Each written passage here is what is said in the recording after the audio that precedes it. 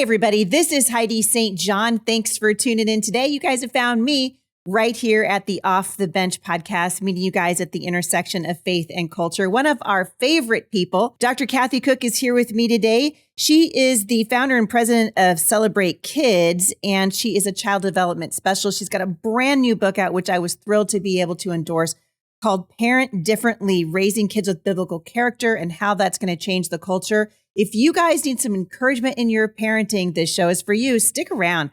I think you're going to be encouraged.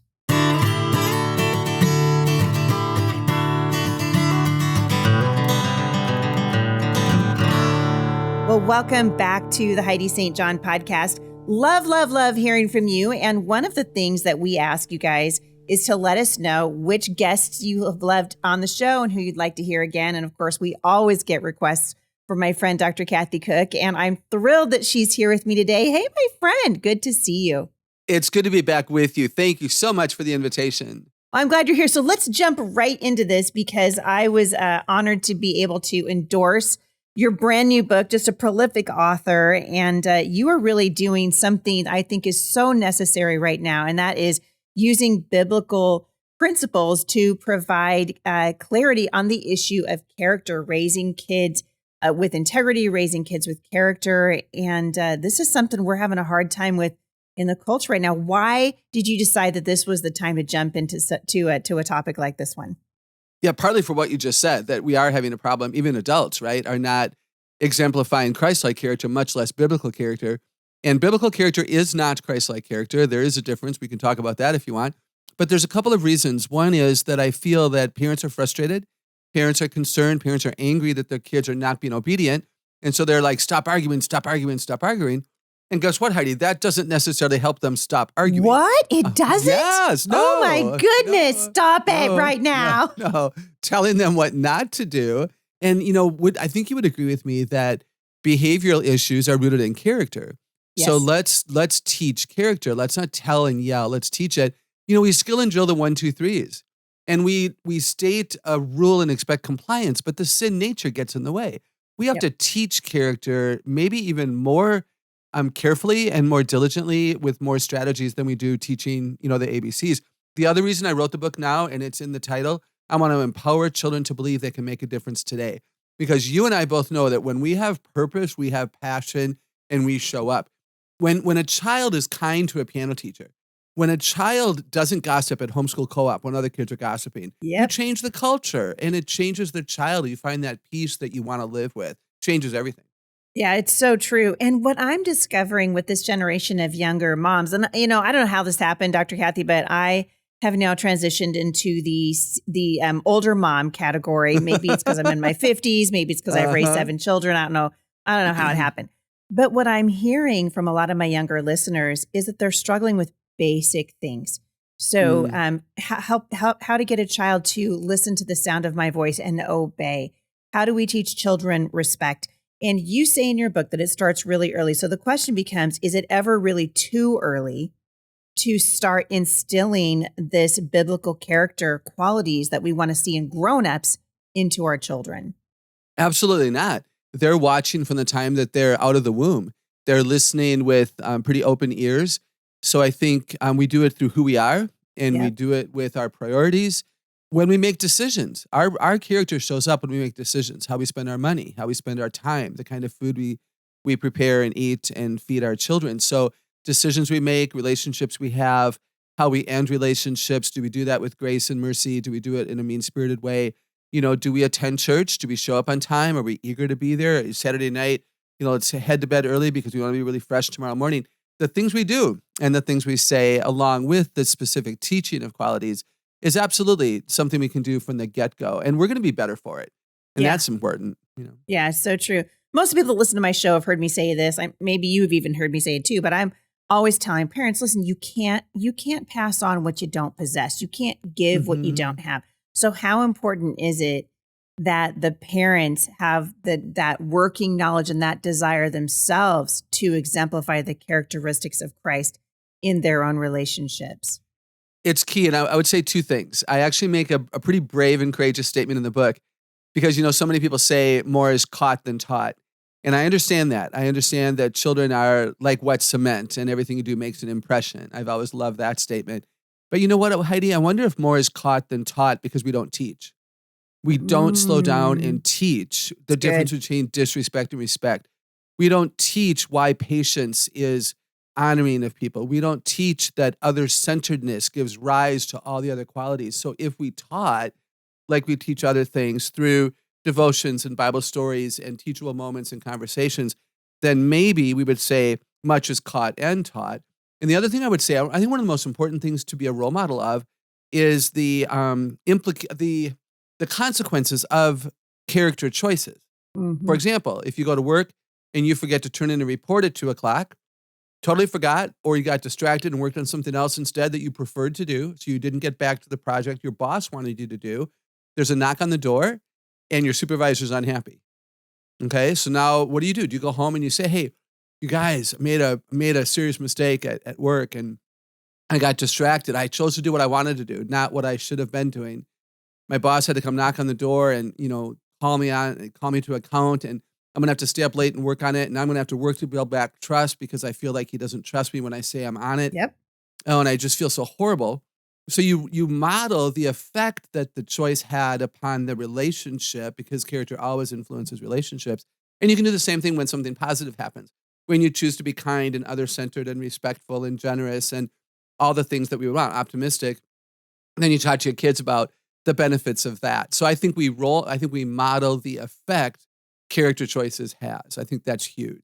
Yeah, it's important, and boy, we're seeing it all over social media and out. These little clips that go viral. I saw a clip just a couple of weeks ago of a mom, in like a little McDonald's playland, and she was watching her 3-year-old who had been, another 3-year-old had taken her blocks. There's a surprise, and the mom was encouraging her daughter to basically learn to be a bully as she, Oh, retribution was sort of the name of the game, and we got to knock this stuff off because mm. kids can really handle a whole lot more, I think, than parents realize that they can. You write in the book that there are ways to determine if children's character is mature. What do you mean by that? How do we do that? Yeah, I love that question. Thanks. I would look for three things. How complete is their character?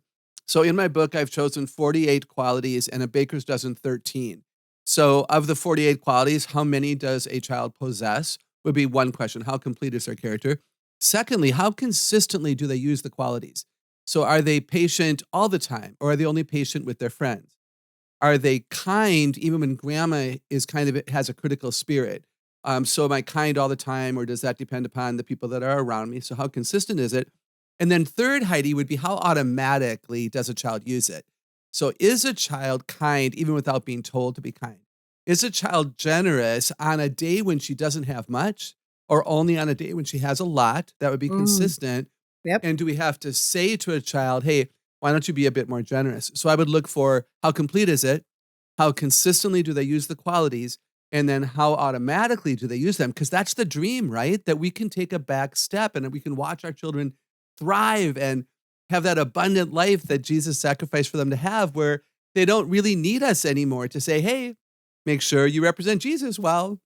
No, Mhm. they just Yeah. do because it's who they are, not just what they do. Yeah, and parents are a huge part of that. I've raised 7 children. You know all of my kids, Yeah, I love them. and we're nearing the end now. I've got one daughter left at home, Sailor, who's still at home, and she's almost 13. And I can look back over all of my years of parenting, and one of the things that was the most challenging for me as a mother was that each of my children had a different personality. So Hmm. what might work with one child wouldn't work with another child, and I really started asking the Lord, Father, show me what is the currency that this particular child Mm. deals in, so that I can relate to them, so that I'm speaking a language that they understand. And I think a lot of parents struggle with that. I don't think I'm the only one who Mm. struggle with it. You say that parents can really understand; they can get better at determining how their children are making choices. Mhm. And I'm curious, speak to the mom who's kind of at the edge of her, what she thinks she can handle right now, with the encouragement that says, hey, you can understand how your children are coming to this particular conclusion. Yeah, and let me first say, hey, it is not always easy. So I'm going to make some recommendations, fully understanding that children are not consistent, nor are we, and stuff happens. But here's what I want to say: look for patterns of behavior, because no child is 24/7, 365 anything, Right. consistent or inconsistent. We're not, automatically good or automatically not good consistently. So look for a pattern. I believe jealousy is a huge factor in the home. Sibling rivalry kinds of things come up.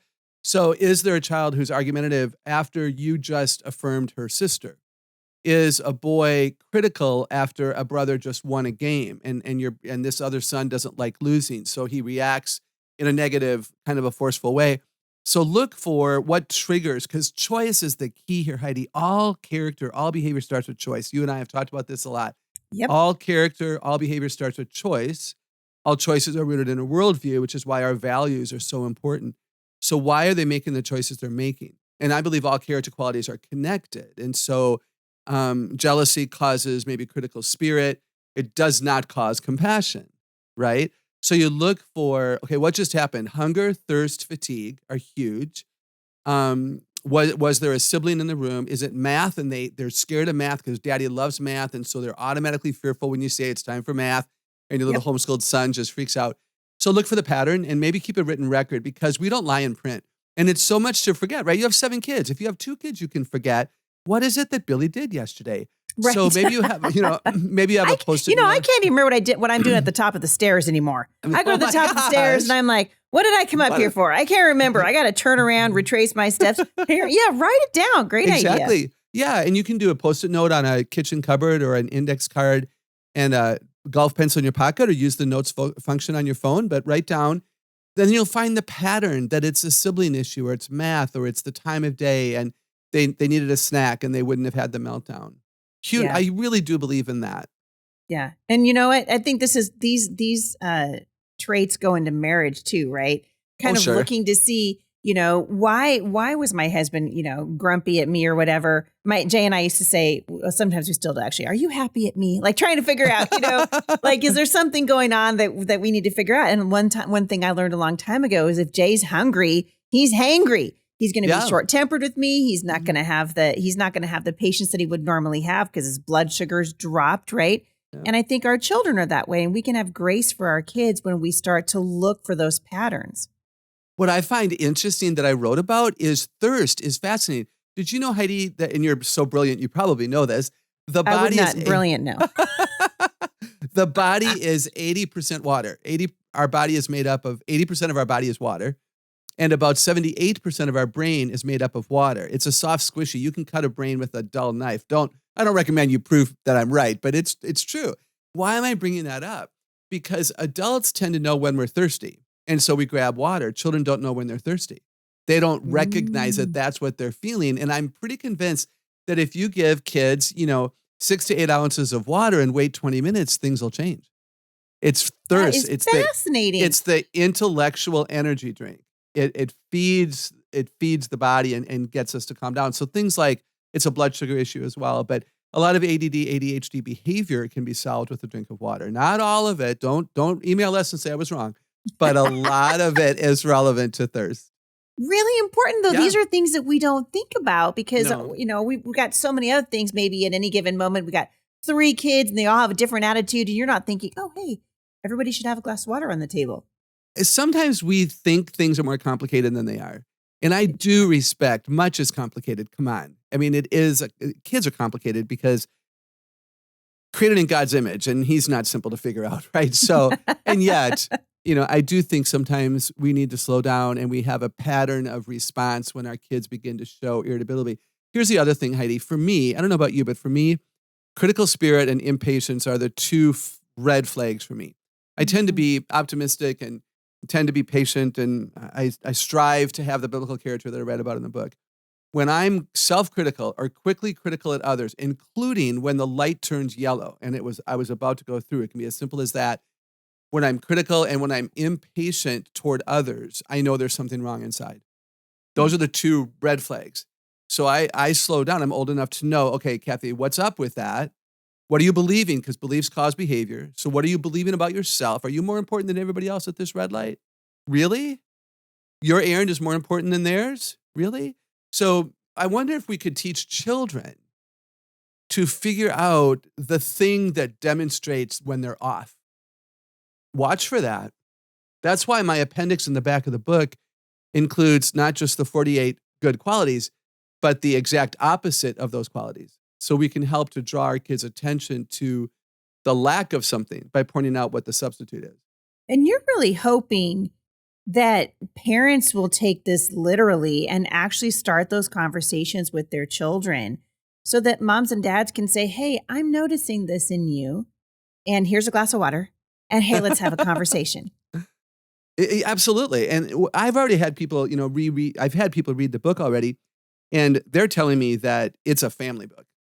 Yeah. There are discussion questions, but I've had moms tell me that they're reading it now with the husband, and they're going to sit down with their kids, and the family is going to choose of the baker's dozen, which ones are we going to work on this week. I know of a mom who's having a tea party with her 3 daughters to talk about biblical character, to demonstrate to the girls, this is how important this is. We're going to dress up, and we're going to have tea and little sandwiches while we talk about who do you want to be.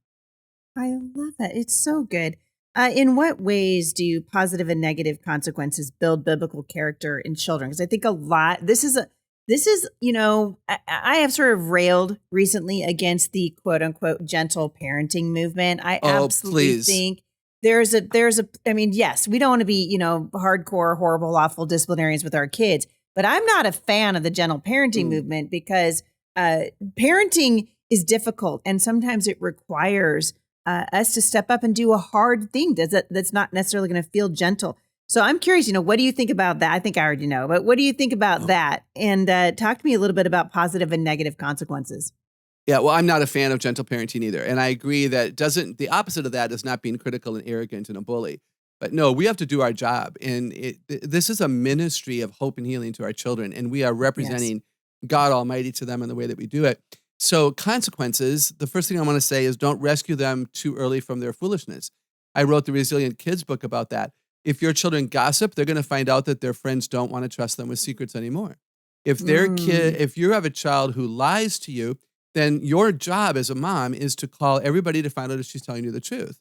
Well, why are you calling the neighbor? To find out if you're telling me the truth about how you behaved over there. Well, no, Mommy, I told you I was really good. You don't trust me. Right, yeah, and you're right. I don't trust you right now because you chose to lie yesterday.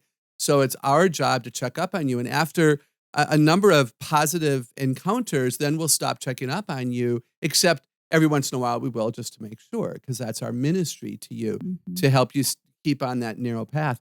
So I think they have to learn, the earlier the better, that their behavior has consequences. And there are good consequences too. A true story would be a little girl who loved to walk fast and loved to rush and was very impatient.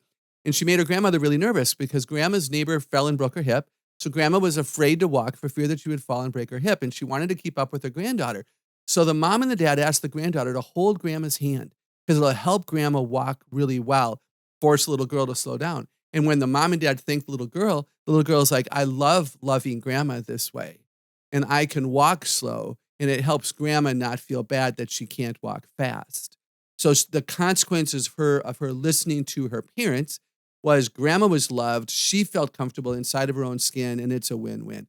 We've got to do this, Heidi. We've got to point out the cause-effect nature of things for our kids.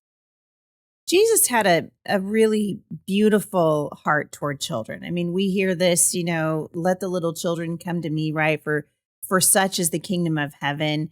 Yeah. It's really children in the culture right now. And you and I have talked about this in other podcasts over the years, but it's our children who are being targeted in the culture.